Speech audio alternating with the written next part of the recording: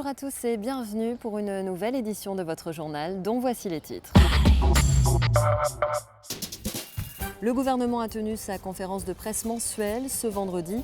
Nous ferons le point sur les dossiers d'actualité qui ont été abordés. Gros plan sur le Hercules Perche Tour, un événement sportif qui se déroule en marge du 26e meeting international d'athlétisme. Beaucoup d'émotions dans la cour d'honneur du Palais Princier ce mercredi avec le premier concert de l'été de l'Orchestre Philharmonique de Monte-Carlo. Un concert, nous le verrons, très féminin. Et puis nous clôturerons ce journal avec un reportage sur les stages de plongée proposés tout l'été aux enfants à partir de 8 ans à l'École Bleue.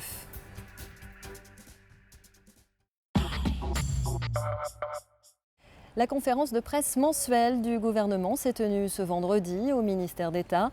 Michel Roger, entouré des conseillers du gouvernement, a proposé aux journalistes présents un tour d'horizon des grands dossiers d'actualité, parmi lesquels le tout récent vote de la loi sur la garde à vue, les excellents résultats du baccalauréat 2013 en principauté, ou bien encore la politique en faveur de la lutte contre l'alcoolisation des jeunes. Les explications de Patricia Navarro. À la une de l'actualité gouvernementale estivale, des dossiers dont certains viennent de faire l'objet d'une publication au journal officiel ou d'une ordonnance souveraine. C'est le cas du projet de loi sur la garde à vue, voté le 19 juin dernier au Conseil national. Le ministre d'État a saisi l'occasion de cette conférence de presse pour annoncer la parution au journal officiel d'un texte explicatif apportant des éclaircissements sur cette nouvelle loi pour en faciliter la compréhension. Michel Roger a tenu à revenir sur deux points particuliers. Le premier sujet concerne la garde à vue des mineurs de moins de 13 ans. Les dispositions votées par le Conseil national trouvent leur pleine justification dès lors que la principauté, comme tous les pays de droit, en particulier européens, se trouve confrontée à la montée en puissance d'une délinquance des mineurs, parfois très jeunes, parfois violents, seuls ou en bande, ou encore dans le cadre de réseaux organisés. Nous en avons eu des exemples l'an dernier, ici même à Monaco.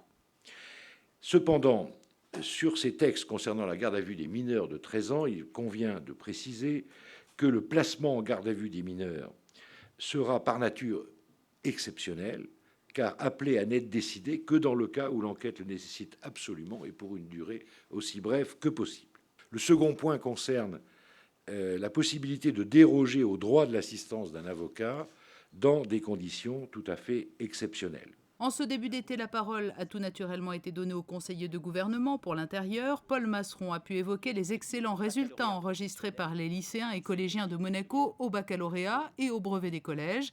La période coïncide également avec un renforcement de la lutte contre l'alcoolisation des jeunes. La réglementation en la matière vient d'être complétée. Il y a quatre éléments principaux. Le premier qui est d'interdire la vente et la livraison de boissons alcooliques à domicile à des mineurs. Ça, c'est quelque chose d'important. La deuxième mesure, c'est de prévoir, je dirais, l'affichage obligatoire dans les commerces qui vendent de l'alcool, de l'interdiction de vente et de consommation d'alcool par les mineurs. La troisième mesure, qui elle aussi est très importante, elle étend en réalité l'interdiction de consommation d'alcool par des mineurs à la voie publique et à l'espace public. C'est-à-dire que ça n'est plus une interdiction qui est uniquement, je dirais, à l'intérieur d'établissements. Maintenant, elle vaut également sur la voie publique et dans l'espace public. Et puis, à la réglementation des happy hours. Eh bien, pour les happy hours, elles ne pourront avoir lieu que pendant 2 heures au maximum, entre 17 et 21 heures. Évidemment, l'happy hour n'est absolument pas obligatoire pour un établissement, mais s'il veut instaurer l'happy hour, il doit le faire pour 2 heures au maximum, entre 17 heures et 21 heures. Stéphane Valéry, conseiller de gouvernement pour les affaires sociales et la santé, a quant à lui fait part à la presse d'une avancée dans le dossier de l'accès au marché communautaire des produits de santé. Il y a quelques jours, les autorités compétentes européennes et le département des affaires sociales et de la santé ont formalisé leurs accords respectifs pour mettre à jour l'annexe de l'accord permettant de commercialiser sur le territoire européen des produits fabriqués à Monaco.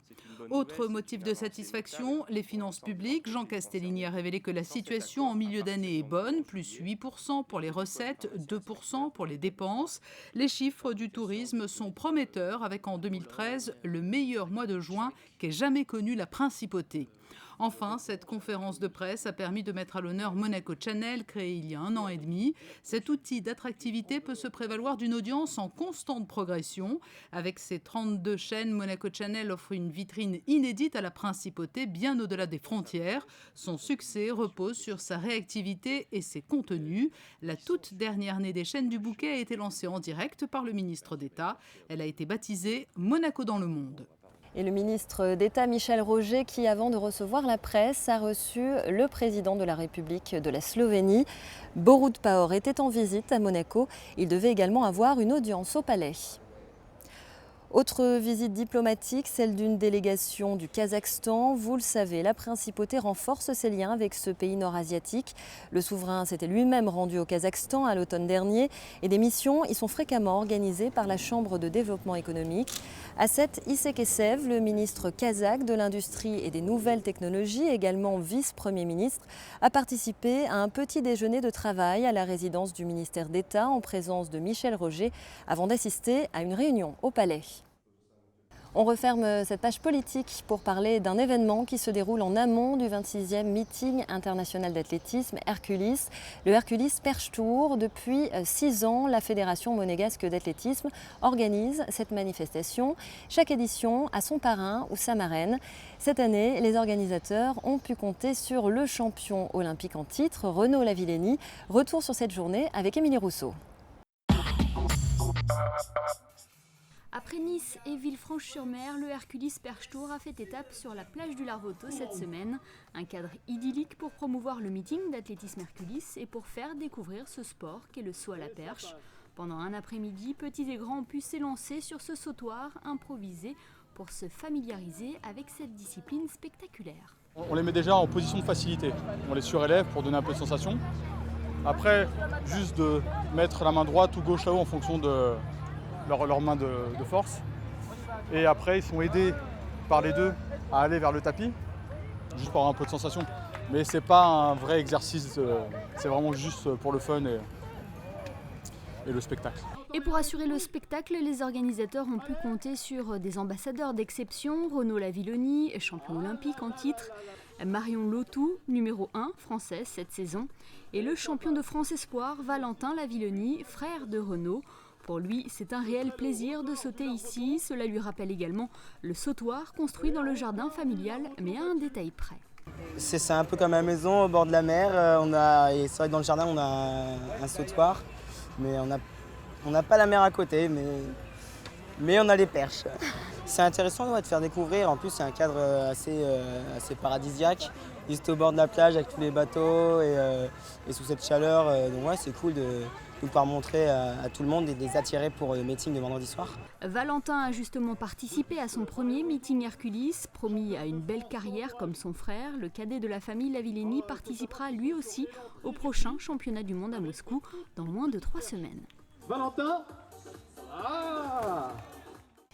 Nous reviendrons bien sûr sur ce grand événement sportif qui est le 26e meeting Herculis. Nous suivrons les performances des athlètes en compétition. Autre manifestation qui suscite un réel engouement tous les étés, les concerts de l'Orchestre Philharmonique de Monte-Carlo dans la cour d'honneur du Palais Princier. La première représentation s'est déroulée mercredi soir avec au programme des œuvres de Holst et Elgar, essentiellement interprétées par des femmes, ce qui est assez rare dans le milieu de la musique classique. Le récit de José Sacré.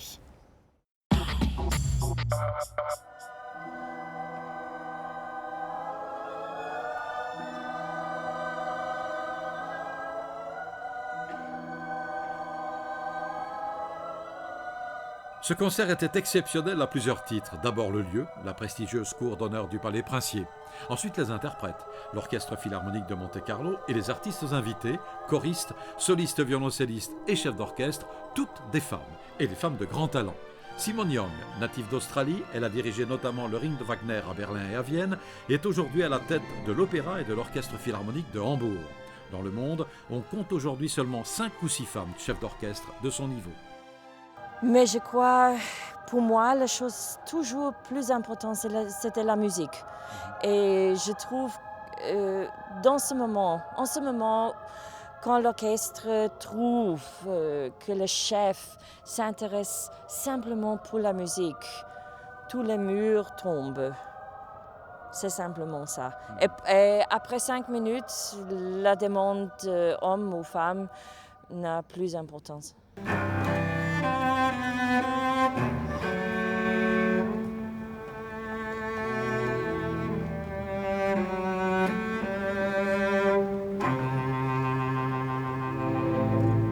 La violoncelliste Sol Gabetta, née en Argentine de parents franco-russes, excelle dans tous les genres musicaux, baroques, classiques, romantiques, contemporains. Elle a été la magnifique et émouvante soliste du concerto pour violoncelle d'Elgar, composé en 1918, alors qu'Edouard Elgar était traumatisé par la guerre, malade, dépressif.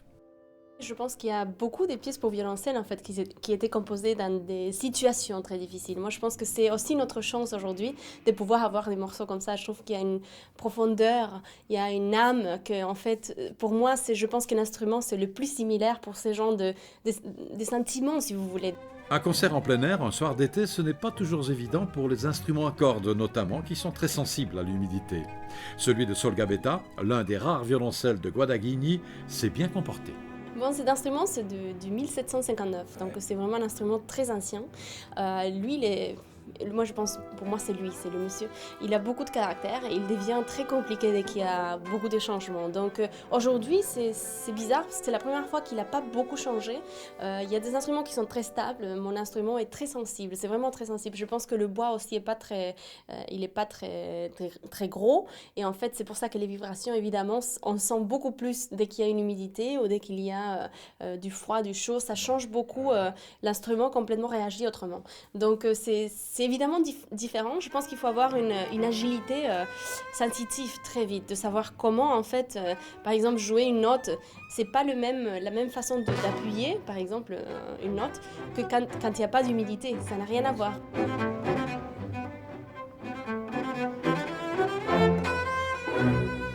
Après le concerto pour violoncelle d'Elgar, l'Orchestre Philharmonique de Monte-Carlo, sous la direction de Simon Young, a interprété Les Planètes de Gustav Holst, une œuvre qu'il n'avait pas donnée depuis 15 ans.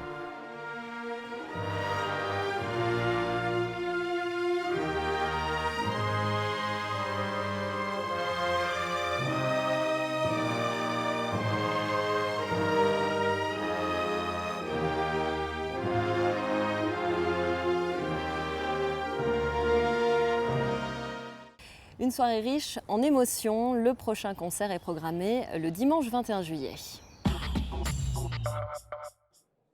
Il a un don exceptionnel pour photographier la nature. L'artiste et explorateur Philippe Kulissev expose actuellement à la Galerie des Pêcheurs. Le prince Albert II est venu admirer ces clichés, parmi lesquels 111 des sites les plus étonnants de la Terre. Des paysages à couper le souffle, le petit coin de paradis encore préservé. L'exposition Amazing Planet est visible jusqu'au 2 septembre.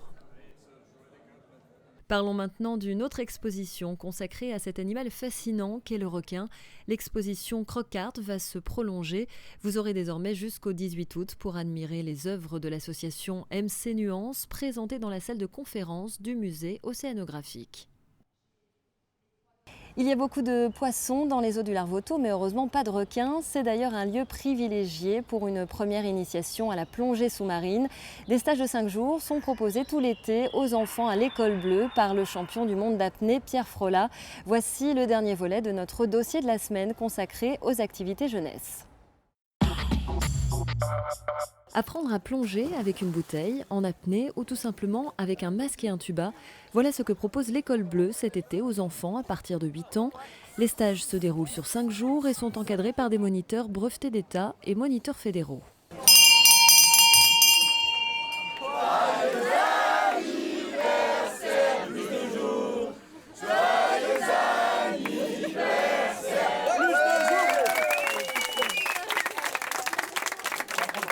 Qui en est nous? On est les pirates! J'entends pas, qui en est nous? On est les pirates! Tous les matins, les enfants endossent leur combinaison de pirates.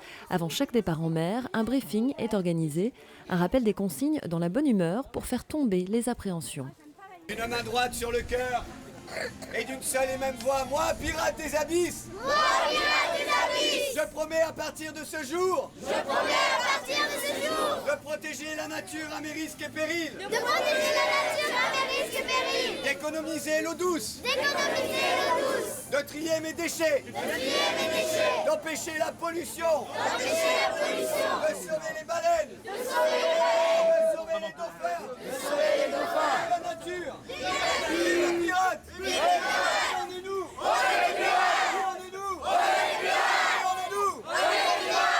Pirates à l'abordage, bravo. Ils ont un peu peur de la plongée bouteille parce qu'ils imaginent quelque chose de complètement irréalisable. Et c'est pour ça qu'on met en scène cette aventure des pirates, où on leur gomme complètement la crainte de s'immerger. Et en fait, c'est l'atelier qui fonctionne le plus facilement pour des enfants de 8 ans. Parce que finalement, ils sont sous l'eau, il y a très peu de technique, ils n'ont juste qu'à ventiler sous l'eau et à se déplacer, on les tient, ils sont entièrement pris en charge, il y a un moniteur par enfant, donc c'est un très gros staff d'encadrement.